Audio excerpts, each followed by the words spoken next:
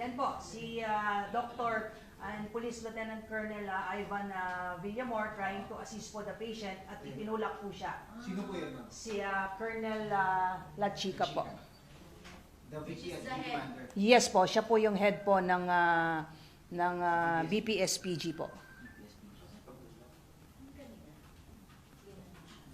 Yun ang qualified direct. Yes po, because again, we are studying na it can be elevated to qualified direct assault because he lay hands against a public agents of a persons while in the performance is official duty po.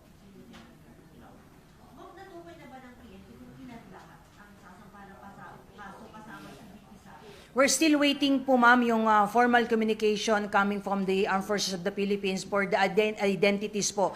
Our Chief PNP formally sent a letter to our Chief of Staff requesting for the names of those BP, SPG personnel who were on duty on that particular time po.